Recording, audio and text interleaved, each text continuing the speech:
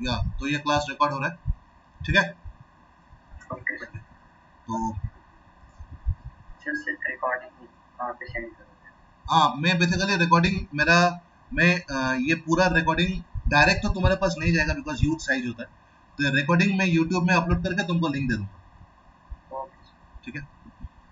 Next, तुम देख सकते हो कि तुम्हारा आसपास बहुत सारे मैटर्स, कोई सॉलिड में रहता है, कोई लिक्विड में रहता है, कोई गैस में रहता है। तो मैटर को मैं क्लासिफाई करता हूं into solids, liquid and gas depending upon their existence in nature. Like nature में मैटर कैसे एग्जिस्ट करता है उसके ऊपर मैं उसको सॉलिड, लिक्विड, गैसियस में डिपेंड कर देता हूं। एंड सेकेंड इज, मैटर को मैं और एक वे में क्लासिफाई कर सकता हूँ कि उसमें कितना पार्टिकल्स है। उस वो अगर सारे मैटर्स अगर एक ही पार्टिकल से बना हुआ रहता है तो मैं उसको एक अलग नाम देता हूँ, और अगर सारे मेरे पास जो मैटर है वो अगर एक या दो या ज्यादा पार्टिकल से बना हुआ रहता है तो उसको मैं अलग नाम देता हूँ। नाउ ये पार्टिकल मतलब लेट अस से प्योर सब्सटेंस। अगर मेरा मैटर कंप्लीटली प्योर सब्सटेंस है तो I call it, it is an element, और it is an elemental matter. मान लो जैसे हम लोग का सिलिकॉन, जर्मनियम, फिर मान लो सोडियम, फिर जो आयरन, लोहे, ठीक है? ये क्या है? ये प्योर चीज है, ये नेचर में इसी हालत में मिलता है। तो अगर तुम्हारे पास एक चंक में सोडियम रख दो तो that is made up of only sodium metal, तो that is an elemental metal. Next मैं उसको डिवाइड कर सकता हूं इनटू कंपाउंड। कंपाउंड मतलब मान लो सॉल्ट, जो सोडियम क्लोराइड होता है, दैट इज कॉमन सॉल्ट। फिर मान लो जो एलम होता है, दैट इज CuSO4.5H2। ये क्या है? इसमें sodium chloride, copper, sulphur, oxygen, बहुत सारे एलिमेंट एक साथ एक केमिकली कंबाइन होके एक चीज में एग्जिस्ट करता है, उसको कंपाउंड बोलता है, ठीक है? तुम्हारे पास बहुत सारे मैटर है जो कंपाउंड फॉर्म में रहता है, नमक बोलो, चीनी बोलो, मसला बोलो, बहुत चीज। और एक होता है जिसको हम लोग मिक्सचर बोलते हैं। मिक्सचर और कंपाउंड में फर्क क्या है? सिमिलरिटी क्या है? कंपाउंड में भी एक से ज्यादा पार्टिकल्स रहता है, मिक्सचर में भी एक से ज्यादा पार्टिकल्स रहता है।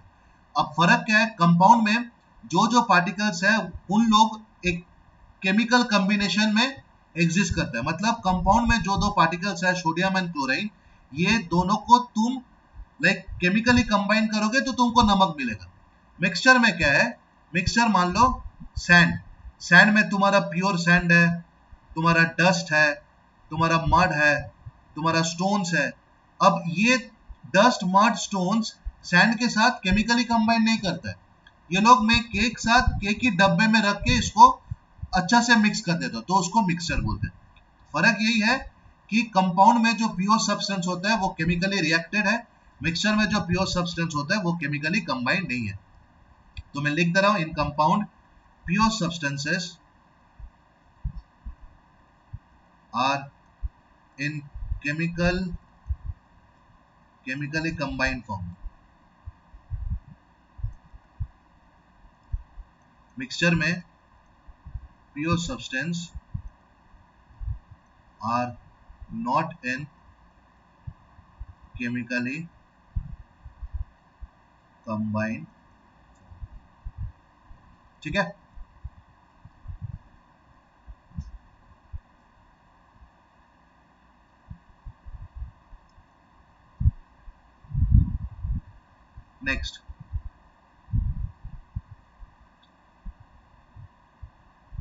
Next, what are the constituents, what are the properties of matter. अब मैटर का प्रॉपर्टीज क्या है, मैटर का फिजिकल नेचर क्या है? First point, matter is made up of particles. मतलब मैटर भी कुछ कुछ चीजों से बना हुआ रहता है। फॉर एग्जाम्पल, तुम एक ग्लास लो जहां पर तुम पानी लो, पानी का तुम लेवल मेजर करो, एंड तुम वहां पर चम्मच डालो, माने तुम वहां पर नमक डालो, लाइक 10-12 स्पून नमक डालो। फिर तुम उसको घोल के जो जो सॉल्ट सोल्यूशन बनता है उसका पानी चेक करो, मैंने उसका लेवल चेक करो, देखना पहले जो लेवल था उससे लेवल बढ़ा है। क्यों बढ़ा है? बिकॉज तुम कुछ एक्स्ट्रा पार्टिकल्स डाले हो, जो तुम्हारा लेवल को बढ़ाने में मदद किया। एंड ये जो पार्टिकल्स है ये जरूरी नहीं है कि हम लोग को देख पाए। हम लोग बहुत ऐसा पार्टिकल्स है जो हम लोग नेकेड आई में देख सकते हैं, बहुत ऐसा पार्टिकल्स है जो हम लोग नेकेड आई में देख नहीं सकते। तो हम लोग देख सकते हैं या नहीं देख सकते ये मायने नहीं रखता है। What is important is to understand that matter is made up of particles. Next, matter के रेस्पेक्ट में जो पार्टिकल्स है वो स्मॉल साइज का होता है। तो the particles are of extremely small in size.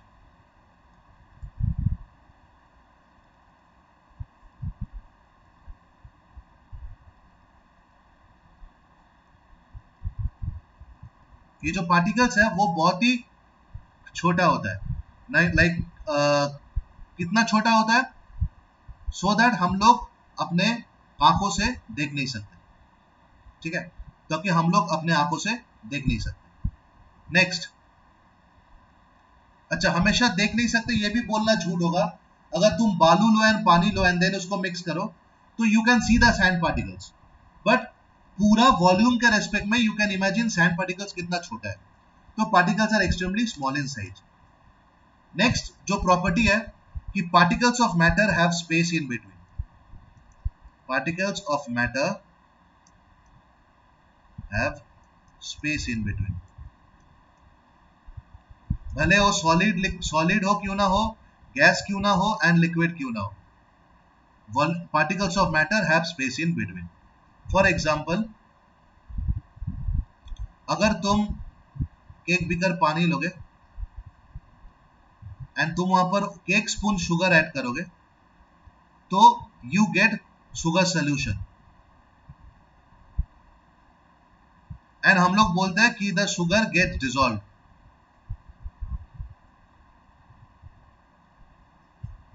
अब डिसॉल्व मतलब क्या है? गायब हो जाता है? नहीं, वहां पर क्या होता है, मेरा जो शुगर सोल्यूशन है, मेरा जो शुगर है, मान लो उसका पार्टिकल साइज इतना छोटा छोटा है एंड मेरा जो वाटर है, वाटर का पार्टिकल साइज इतना बड़ा बड़ा है। तो क्या होता है, जब मैं ये शुगर को वाटर में ऐड करता हूं, ये जो पार्टिकल्स है ये वाटर मॉलिक्यूल के बीच का जो स्पेस है वहां पर आके बैठ जाता है, ठीक है। तो ये क्या होता है, जब शुगर मॉलिक्यूल्स वाटर मॉलिक्यूल्स के बीच में बैठ पाएगा तो ही मैं बोलता हूं कि शुगर यहां पर डिसॉल्व हुआ है। ये बहुत बड़ा साइंस है। जो कौन सा चीज डिसॉल्व नहीं होता? जो वाटर मॉलिक्यूल्स के बीच का जो स्पेस है वहां पर वो घुस नहीं सकता।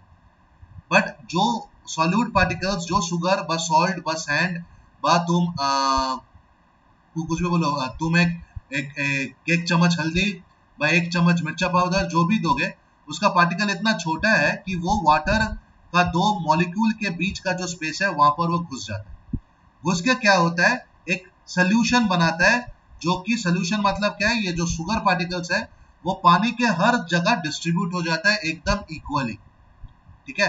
तो मैं उसको बोलता हूं कि मैं sugar particles has distributed.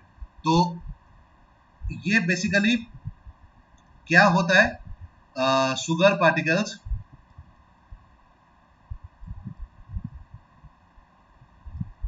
occupy the space between water particles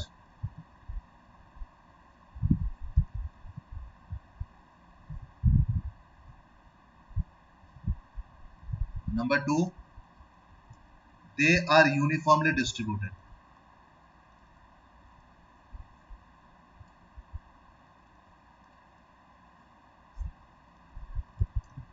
और अगर मान लो तुम ऐसा कुछ दे रहे हो जिसका कलर है, फॉर एग्जांपल हल्दी, तुम हल्दी जब भी वाटर में देते हो वो पूरा येलो हो जाता है। मतलब क्या है, वो जो हल्दी का पार्टिकल वाटर में हर जगह डिस्ट्रीब्यूट हो जाता है। तुम देखोगे वाटर जो येलो होता है वो हर जगह सेम येलो होता है। तो इफ द सल्यूट मतलब जो मैं ऐड कर रहा हूं, which we add is a colouring substance, तो वो कलर यूनिफॉर्मली स्प्रेड हो जाता है। The solution gets the colour throughout in an uniform manner. तो ये बेसिकली एक्सप्लेन करता है कि मेरा सॉल्वेंट पार्टिकल्स व वाटर पार्टिकल्स के बीच भी मेरा एक स्पेस है. अच्छा, ये गया मेरा थर्ड प्रॉपर्टी. फोर्थ जो प्रॉपर्टी हम लोग को याद रखना पड़ेगा, that particles of matter are constantly moving. Particles of matter are constantly moving. इसका क्या प्रूफ है? मान लो तुम घर के एक कोने में डिओड्रेंट स्प्रे किए, बट 2-3 मिनट में तुमको घर का दूसरा कोने से डिओड्रेंट का स्मेल मिल गया. कैसे मिल गया? तुम तो घर का एक कोने में स्प्रे किए थे. इसका मतलब डिओड्रेंट क्या है? एक गैस है. जब भी तुम डिओड्रेंट को स्प्रे करते हो, वो गैस मॉलिक्यूल बाहर आता है एंड दे मूव. वो मूव करके पूरा घर में फैल गया, तो तुमको पूरा घर में उसका स्मेल मिल जाता है. तो हर एक मैटर का पार्टिकल मूव करता है. अब तुम बोलोगे कि सर, तो अगर मैं रूम के एक कोने में चीनी फेंक दूं तो वो पूरा रूम फैल क्यों नहीं जाता?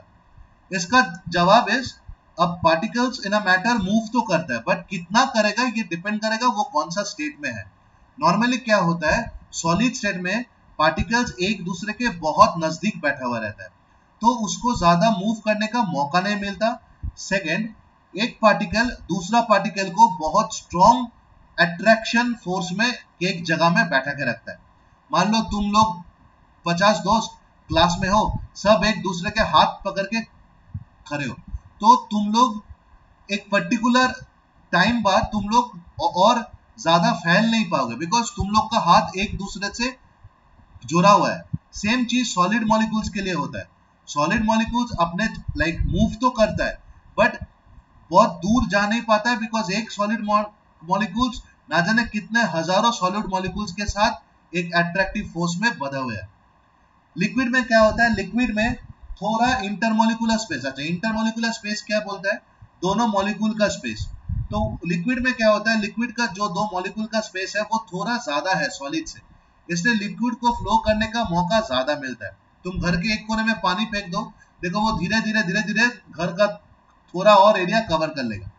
और गैस में क्या है? गैस में जो पार्टिकल्स है, जो मॉलिक्यूल्स है, वह जो पार्टिकल्स है वो एक दूसरे से बहुत दूर दूर प्लेस है, तो गैस को बहुत ज्यादा मौका मिलता है मूव करने के लिए.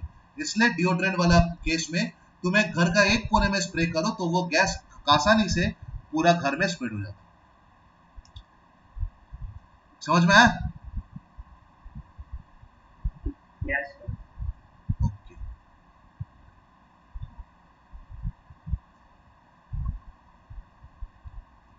अब ये जो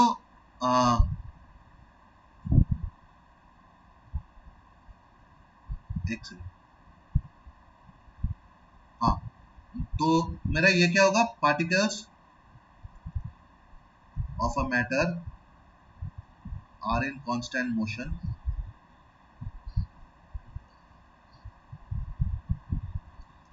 number 5, particles of a matter attract each other. Particles of a matter attract each other. तो ये हुआ मेरा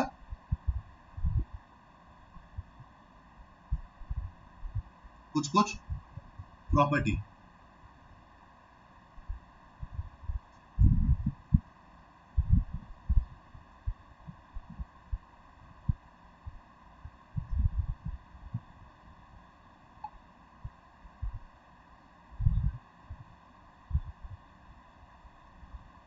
ओके. अब ये जो मैं डिओड्रेंट का एग्जांपल दिया, वहां पर डिओड्रेंट का मॉलिक्यूल्स बेसिकली वो डब्बे में लिक्विड रहता है. जब भी तुम उसको स्प्रे करते हो वो गैस चेंज होता है, बट वो लिक्विड ड्रॉपलेट्स में ही वो लिक्विड ड्रॉपलेट्स हो जाता है, और मेरा जो एयर है that is in the gaseous state. तो यहाँ पर बेसिकली क्या होता है? दो अलग अलग टाइप्स ऑफ मैटर का, नॉट स्टेट्स, अलग अलग टाइप्स ऑफ मैटर का इंटरमिक्सिंग होता है. यह जो फेनोमेनन होता है इसको बोला जाता है डिफ्यूजन. ये जो फेनोमेनन होता है इसको बोला जाता है डिफ्यूजन. तो डिफ्यूजन का होगा, डिफ्यूजन का definition is the spontaneous intermixing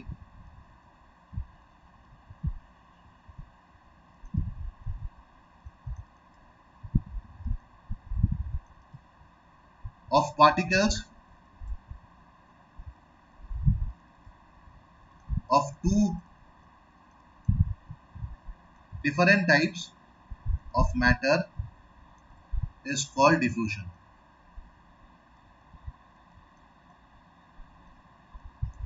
जो कि डिओड्रेंट वाला एग्जांपल में हुआ, ठीक है। अब ये जो डिफ्यूजन कितना ज्यादा होगा ये डिपेंड करता है ऑन टेम्परेचर, ठीक है।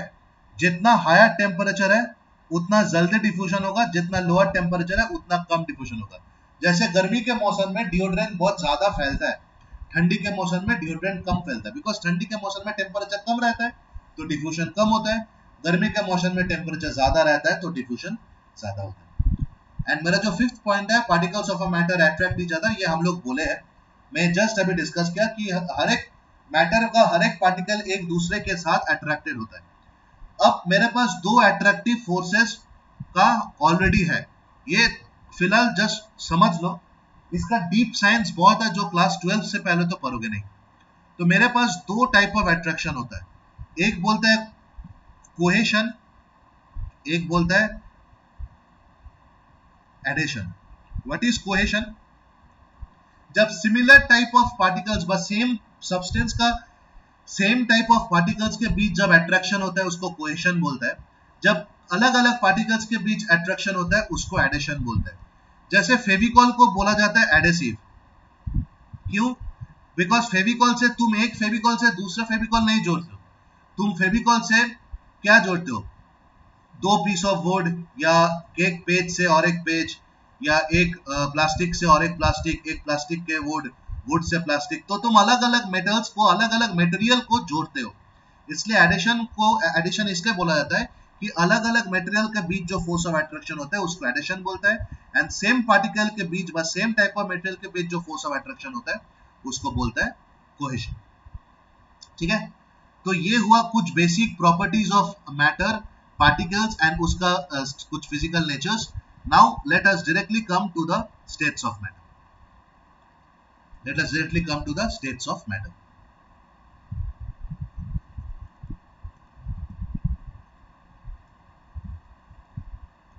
तो पहला है मेरा सॉलिड स्टेट। सॉलिड स्टेट का क्या क्या प्रॉपर्टीज है?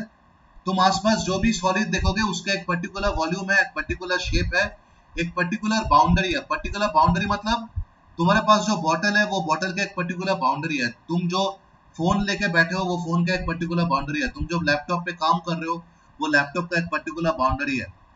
लिक्विड का कोई पर्टिकुलर बाउंड्री नहीं रहता, तुम अगर एक ड्रॉप वाटर आज टेबल में डालोगे 2 घंटे बाद देखोगे वो ड्रॉप कहीं और फैल गया, मतलब क्या? उसका कोई फिक्स बाउंड्री नहीं है, बट सॉलिड्स का है। तो सॉलिड्स का first property is fix volume, definite shape, distinct boundaries, and of course a definite mass, ठीक है। नेक्स्ट, तुम सॉलिड्स को कंप्रेस नहीं कर पाओगे। अगर तुम्हारे पास कोई ईटा का टुकड़ा है उसको कंप्रेस करके दिखाओ। अगर तुम्हारे पास कोई ये है कोई पेन है, पेन को कंप्रेस करके दिखाओ। कोई अगर प्लास्टिक का सामान है उसको कंप्रेस करके दिखाओ, नॉट पॉसिबल। तो solids are rigid and incompressible.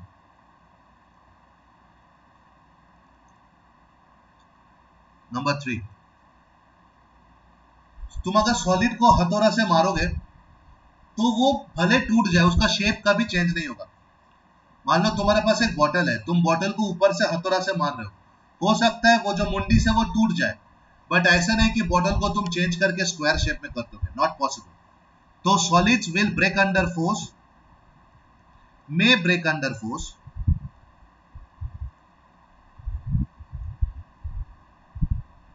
but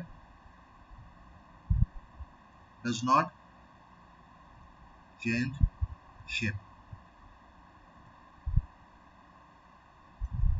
solid में क्योंकि मेरा जो पार्टिकल्स है वो बहुत क्लोजली पैक्ड है, तो मेरा एक पर्टिकुलर क्रॉस सेक्शन एक पर्टिकुलर रीजन में मेरा ज्यादा अमाउंट ऑफ पार्टिकल्स होगा। फॉर एग्जांपल मैं अगर एक पर्टिकुलर रीजन का एक्सप्लेन करता हूँ, ये सॉलिड्स है, ये लिक्विड है, ये गैस है। अब सॉलिड पार्टिकल्स मान लो ऐसा रहता है,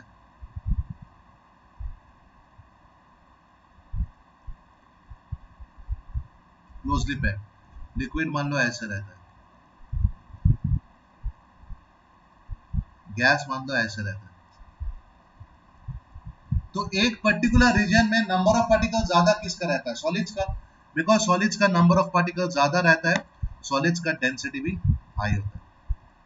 सॉलिड्स का डेंसिटी बहुत हाई होता है। लिक्विड का डेंसिटी सॉलिड से कम होता है, गैस से ज्यादा होता है, एंड गैसेस का डेंसिटी सबसे लीस्ट होता है।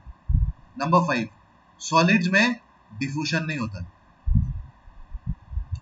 सॉलिड के साथ किसी का इंटरमिक्सिंग नहीं होता है। तुम अगर एक स्पून नमक और एक स्पून चीनी रख दो एंड रख के तुम लोग कहीं घूमने चले जाओ, फिर आओ, देखो वो नमक नमक ही है, चीनी चीनी है, दोनों में आपस में मिक्स नहीं हुआ। वेरस तुम अगर एक लाइक केक केक ड्रॉप पानी और एक ड्रॉप मस्टर्ड ऑयल एक जगह रख दो, आके देखोगे दोनों घुल मिल गए, मतलब दोनों में डिफ्यूजन हुआ है, बट सॉलिड में कोई डिफ्यूजन नहीं होता। तो these are some of the very basic properties of solid. Solid जब भी मैं करता हूं तो मेरा डेंसिटी का एक नाम बार बार आता है। तो what is density? Density is nothing but the mass of substance per unit volume. Density is mass by volume. Formula is density is equal to mass by volume. अगर मैं मास kg में मेजर करूं एंड वॉल्यूम मीटर क्यूब में, तो मैं density का formula will be kg पर metre cube.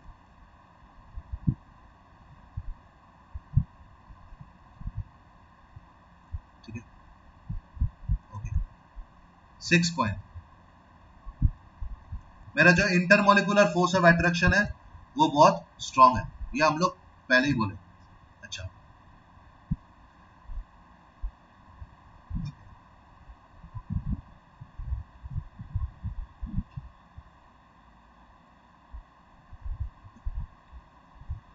Next आता है लिक्विड्स।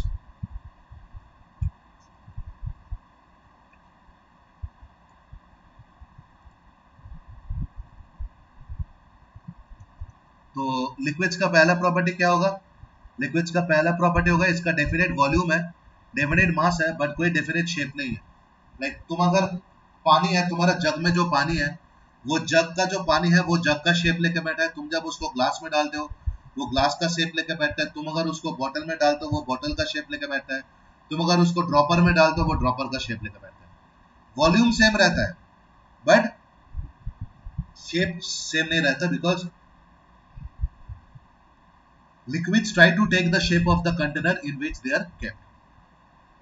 Now liquid को भी तुम कंप्रेस नहीं कर सकते। तुम्हारे पास एक बाल्टी पानी है, तुम उसको हाथ से दबा के बा किसी भी प्रेशर से वाटर को और कंप्रेस नहीं कर सकते। बट लिक्विड रिजिड नहीं है। रिजिड मतलब that which can not flow, but liquids can flow. तो liquids are not rigid but they are incompressible. Next, liquid of course can undergo diffusion. Number 4, liquids का भी density high है but less than that of solids. Number 5, liquid का जो intermolecular attraction force है वो solid से कम है but काफी ज्यादा है। तो let me write it down. Definite volume,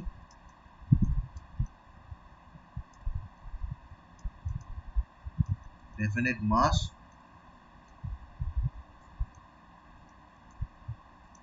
no definite shape. Number 2, incompressible but not rigid. Number 3, diffusion. Number 4, high densities, in bracket में लिखूंगा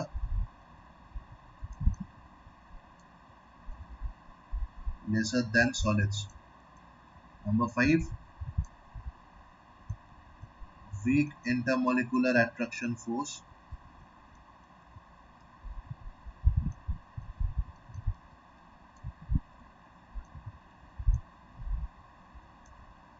as compared to solids.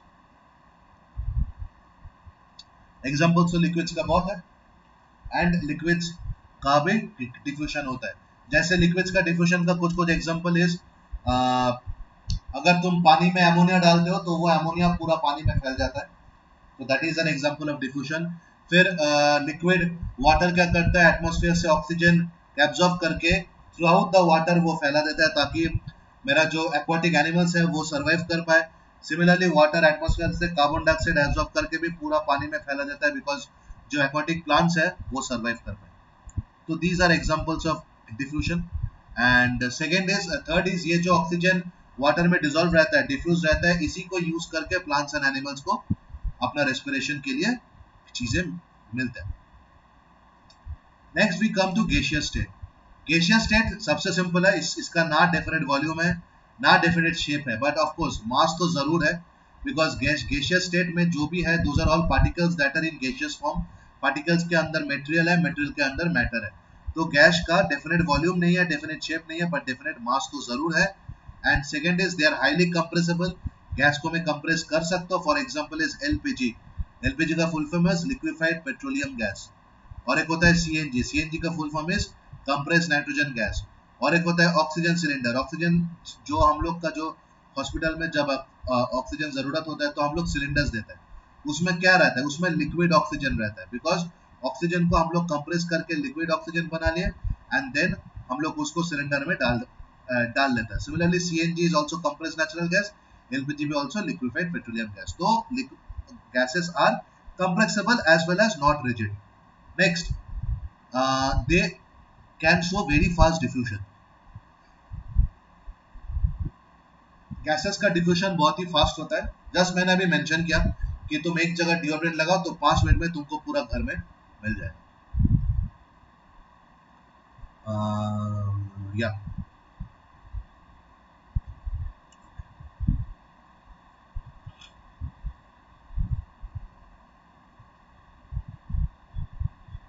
Now,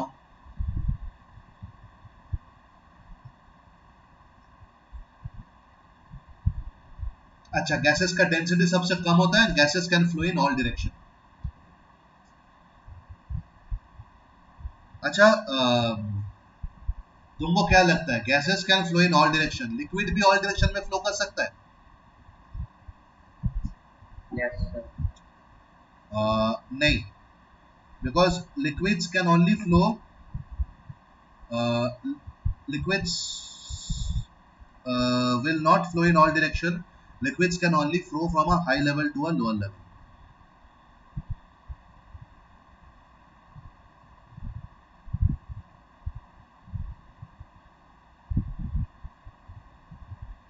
Liquids can only flow from high level to lower level, but gases can flow from all direction.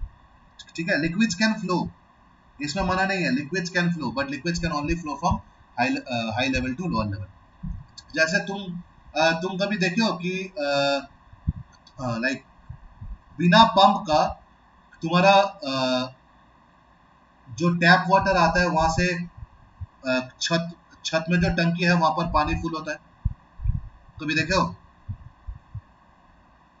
Yes, sir. कहाँ देखे हो बिना pump का? Sorry, sir.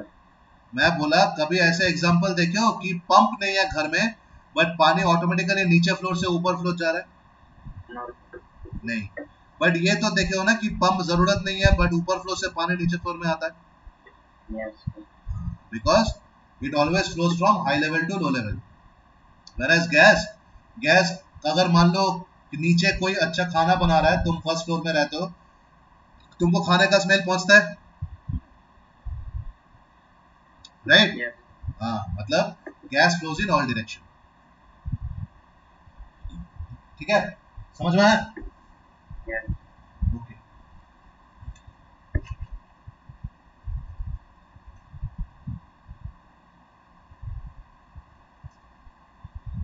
अब जब हम लोग गैस के बारे में इतना पढ़ाई कर रहे हैं तो और एक चीज जानना बहुत जरूरी है कि गैस को अगर मैं कंटेनर के अंदर रख दूं, गैस को अगर मैं कंटेनर के अंदर रख दूं तो गैस पार्टिकल्स तो बहुत तेज भागता है, तो ये भागने का कोशिश करेगा। ये भागने का कोशिश करने के चक्कर में ये पार्टिकल्स कंटेनर का जो वॉल्स है उस पे जाके धक्का खाएगा। अब पार्टिकल्स जाके कंटेनर के वॉल पे धक्का खा रहा है, तो कंटेनर के वॉल को एक फोर्स मिलता है गैस पार्टिकल से। मान लो तुम अगर कॉन्स्टेंटली दीवार पे मुक्का मार रहे हो तो तुम्हारा हाथ पे चोट चोट लगेगा, राइट? क्यों लग रहा है? बिकॉज तुमको दीवार से एक फोर्स मिल रहा है। सिमिलरली दीवार को भी तुम्हारा हाथ से एक फोर्स मिलता है, न्यूटन थर्ड लॉ जैसा। तो ये जो प्रेशर है, जो गैस को किसी कंटेनर व सिलेंडर में रखने के बाद ये जो सिलेंडर का जो वॉल है वहां पर जो प्रेशर फील होता है due to the gas, this is called the gas pressure, right? और this is also called vapour pressure. अब यही चीज फील होता है हम लोग के ऊपर, बिकॉज हम लोग के ऊपर इतना बड़ा लेयर ऑफ एटमॉस्फेयर है। तो एटमॉस्फेयर भी हम लोग के ऊपर एक प्रेशर देता है, बिकॉज एटमॉस्फेयर के एक साइड में स्पेस है और एक के साइड में अर्थ है। तो एटमॉस्फेयर का जो एयर पार्टिकल्स है वो भी कोशिश करता है भाग जाने के लिए, बट वो लोग आके जो अर्थ के सरफेस है वहां पर धक्का खाता है। तो मेरा जो अर्थ है उसको एक प्रेशर महसूस होता है, जो प्रेशर हम लोग को भी महसूस होता है। ये जो प्रेशर होता है इसको बोला जाता है एटमॉस्फेरिक प्रेशर। इसका फॉर्मूला क्या होता है?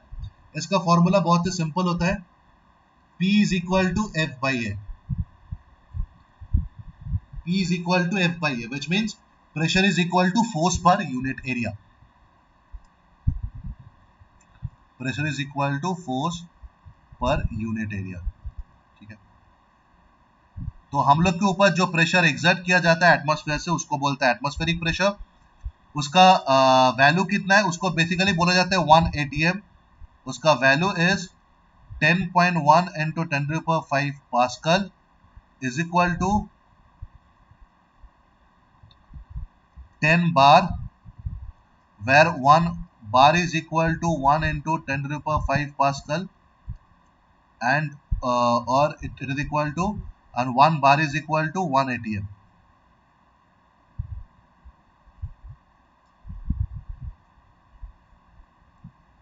Sorry, 1 bar is equal to 0.1 atm. ठीक है?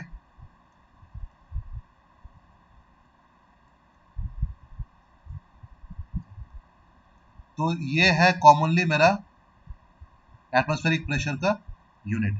पास्कल मेरा एटमॉस्फेरिक प्रेशर का यूनिट होता है, वरना नॉर्मली फोर्स का यूनिट इज न्यूटन, एरिया का यूनिट इज मीटर स्क्वायर, तो प्रेशर का यूनिट आता है न्यूटन पर मीटर स्क्वायर।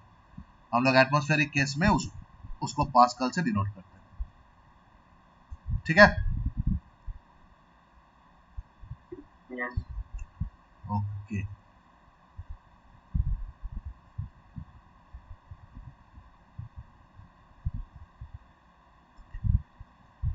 नेक्स्ट मेरे पास जो आता है that is change of state of matter. ये जो स्टेट्स ऑफ मैटर में डिस्कस किया, सॉलिड लिक्विड गैस, इसमें पार्टिकल एक स्टेट से दूसरे स्टेट ट्रैवल कर सकता है, और हर पार्टिकल तीनों स्टेट में ही रहता है depending upon the temperature and the pressure. और मैं अगर ये टेम्परेचर एंड प्रेशर चेंज करूं तो मेरा एक पर्टिकुलर पार्टिकल तीनों स्टेट पे ट्रैवल कर सकता है। फॉर एग्जांपल पानी, वाटर को अगर तुम नॉर्मल टेम्परेचर में रखोगे तो वो वाटर है, अगर तुम वाटर को 100 डिग्री सेंटीग्रेड में ले जाओगे तो वो वाटर वेपर हो जाता है, एंड अगर तुम वाटर को 0 डिग्री सेंटीग्रेड में ले जाते हो तो वो फ्रीज हो जाता है, उसको आइस हो जाता है। तो वाटर मैं अगर राइट साइड में ले जाऊं 100 degree centigrade, it becomes water vapour. मैं अगर लेफ्ट में ले जाऊं 0 degree centigrade, it becomes ice. ठीक है?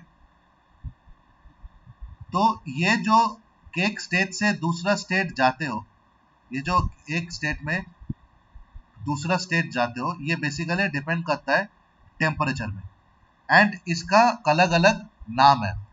तो पहला is, let us consider change in state with increase temperature.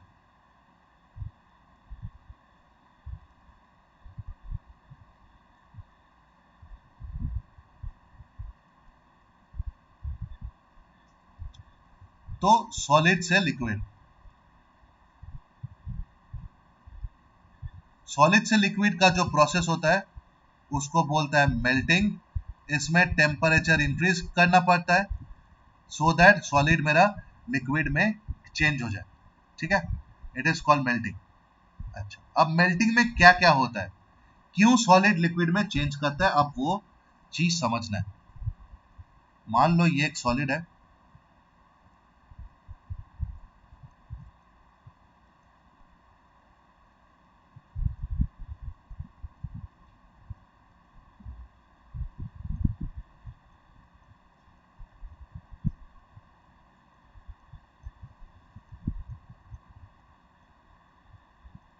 ये सॉलिड का पार्टिकल्स है।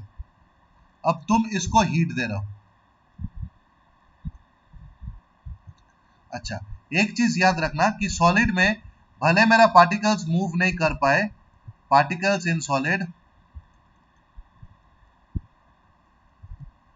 Vibrate about their mean position.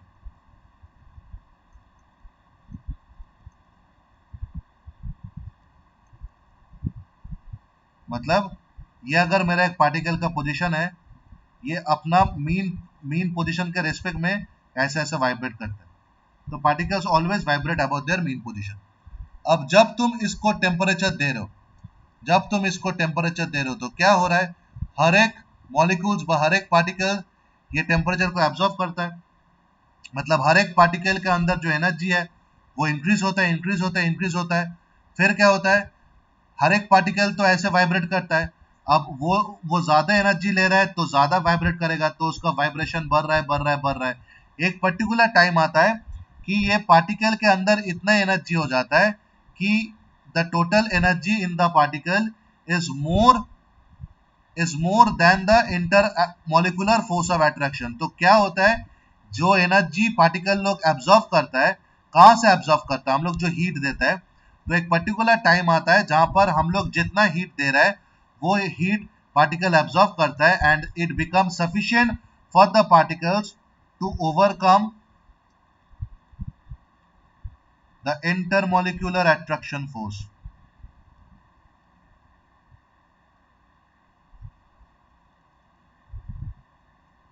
To overcome the intermolecular attraction force. जब मेरा सॉलिड का particle intermolecular attraction force cross कर गया तो वो क्या होता है, they leave their mean position, particles leave their mean position.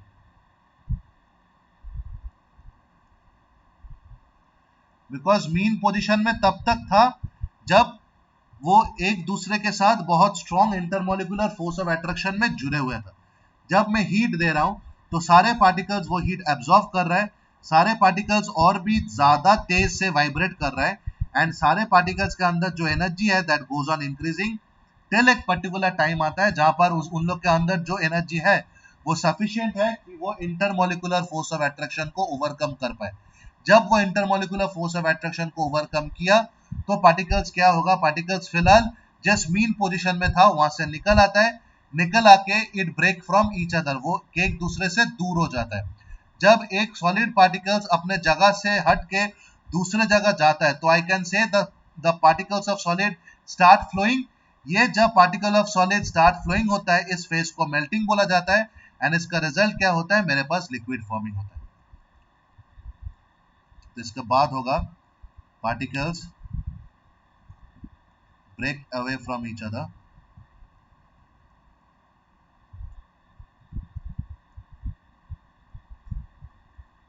इसमें इसको बोला जाता है melting and hence liquid is form. तो this is how melting occurs. अब मेल्टिंग क्या हर टेम्परेचर में होता है? नहीं, एक पर्टिकुलर टेम्परेचर ही होता है जहां पर पार्टिकल्स को जितना एनर्जी मिलता है बाहर से वो सफिशिएंट है इंटरमॉलिक्यूलर अट्रैक्शन फोर्स को ओवरकम करने के लिए। वो एक पर्टिकुलर टेम्परेचर जहां पर सॉलिड का पार्टिकल्स लिक्विड में चेंज होता है, that particular temperature is called melting point, right. तो melting point is a temperature at which a solid melts at liquid.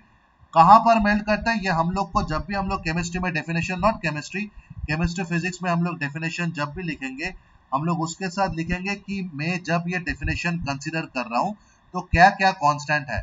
यहाँ पर हम लोग एक बार भी नहीं बोला कि मेरा जो सॉलिड है ये कहाँ है, या सी सरफेस में है, या 200 फीट ऊपर है, या 2000 फीट ऊपर है, या 20,000 फीट ऊपर है। नहीं, हम लोग एक जनरलाइज एग्जांपल लिए सॉलिड का, तो हम लोग डिफाइन करेंगे that the temperature at which the solid melts into liquid at atmospheric pressure is called the melting point, right. तो मेल्टिंग को वैसे भी और एक नाम है फ्यूजन। तो the temperature at which solids melt to liquid at atmospheric pressure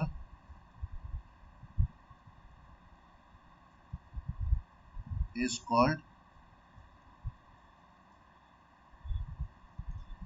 melting point.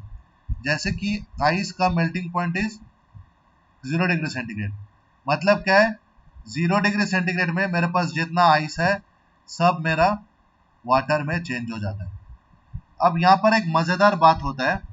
मजेदार बात क्या होता है कि मैं आइस को वाटर में चेंज करने के लिए मैं तो एनर्जी दे रहा हूँ, मैं तो इसको बाहर से हीट दे रहा हूँ।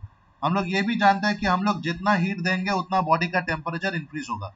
तो जब आइस मेल्ट करना शुरू करता है उसके बाद कंप्लीट आइस कंप्लीट वाटर में चेंज हो जाता है, बट उसका टेम्परेचर कांस्टेंट रहता है। तो इतना हीट जाता कहाँ है? तो ये जो हीट है, यही हीट आइस मॉलिक्यूल एब्जॉर्ब करके intermolecular force of attraction overcome करके फ्लो करके लिक्विड फॉर्म करता है। ये हीट कहीं नहीं जाता है, ये हीट टेम्परेचर में माने थर्मोमीटर में रिकॉर्डेड नहीं होता है। ये हीट आइस पार्टिकल्स लेके इंटरमोलिकुलर अट्रैक्शन फोर्स को ओवरकम करके वाटर फॉर्म करने को मदद करता है। तो ये हीट यहां जाता है। एंड बेसिकली हम लोग का ये जो हम लोग अभी से सारे टेम्परेचर हम लोग लिखेंगे केल्विन स्केल में। तो सेंट्रीग्रेड को केल्विन स्केल में कन्वर्ट करने के लिए I have to add it with 273। तो 0 degree centigrade is equal to 273 kelvin. तो the melting points of ice is 273 kelvin. ठीक है। अब ये जो हीट है, जो मैंने बोला, ये हीट जो थर्मोमीटर में मेजर नहीं होता है, तो ये हीट को हम लोग बोलते हैं छुपा हुआ हीट। तो this heat is called a latent heat. ये लैटेंट हीट मेरा दो टाइम में आता है, एक मेल्टिंग के टाइम में आता है, एक बॉइलिंग के टाइम में आता है। मेल्टिंग के टाइम में जो लैटेंट हीट होता है उसको बोला जाता है लैटेंट हीट ऑफ मेल्टिंग व latent heat of fusion.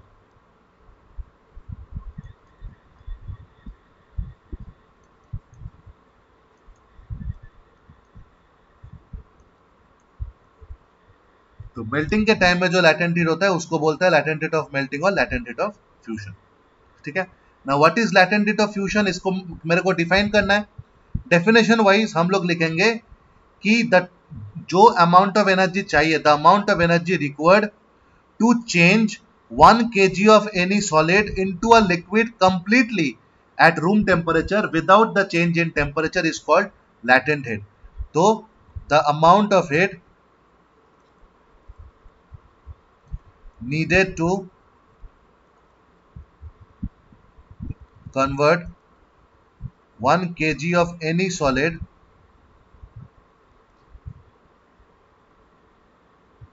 completely to liquid at its melting point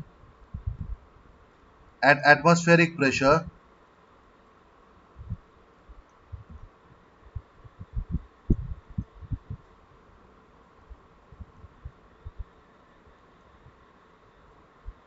is called latent heat of fusion। इसको लैटेंट हीट ऑफ फ्यूजन। जैसे हम लोग का आइस के लिए 1 kg ऑफ आइस को 1 kg ऑफ वाटर बनाने के लिए 0 डिग्री सेंटीग्रेड में 3.34 इंटू 10⁵ जूल हीट जरूरी होता है। तो मैं latent heat of fusion is 3.34 into 10⁵ joule पर केजी।